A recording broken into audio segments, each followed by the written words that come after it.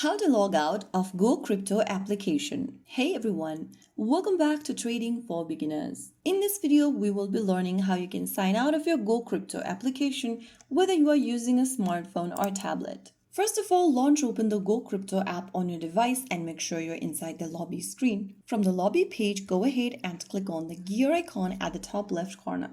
This will open the settings menu from where you need to go look for the logout button, which will be displayed at the bottom. Tap on it in order to see this pop up. In the pop-up, confirm that you want to log out by clicking logout once again, and you have been redirected to the main welcome screen. And that's it. You have successfully logged out of the GoCrypto app.